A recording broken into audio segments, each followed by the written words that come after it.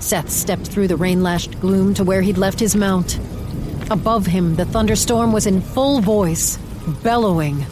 Lightning shimmered around him, illuminating the landscape a split second at a time and starkly revealing the charred skeleton of the ranch house. His horse was gone. Damn it! Using the spiking lightning flashes to light his way, he searched for the horse. But it was gone, nowhere to be found. Rain pounded on him and made a waterfall off his hat brim. Something big and black hurtled through the air at him. Seth snapped off a shot and drilled a hole in his saddle. Soon now, Seth. Very soon. Seth bit back his panic and charged directly at the spot where he judged his tormentor was hiding, firing as he ran.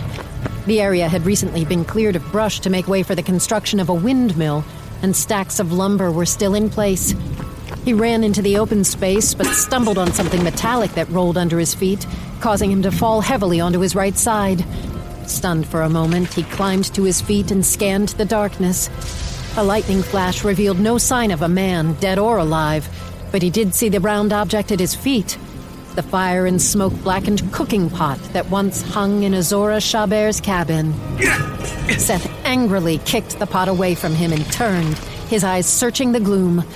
Lightning flashed and he saw his salvation. A saddled sorrel pony stood head down in the rain, now and then visible in the flickering glare. Yeah, I'm leaving, you son of a bitch! Why don't you step out into the open and stop me?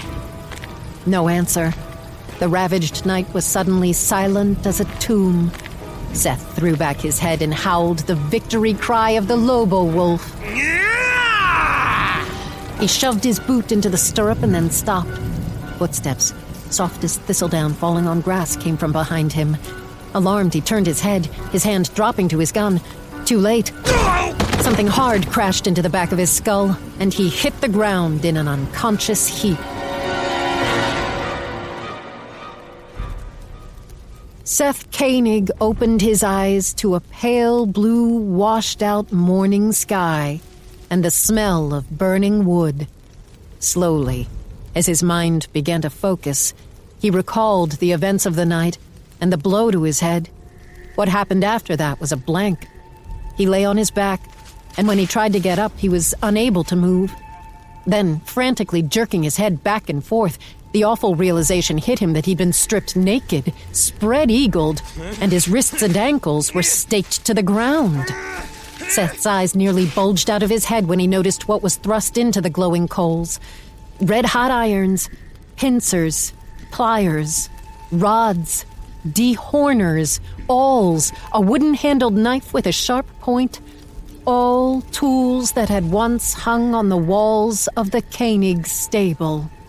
He felt a surge of panic mixed with dread, seasoned by terror. Where are you?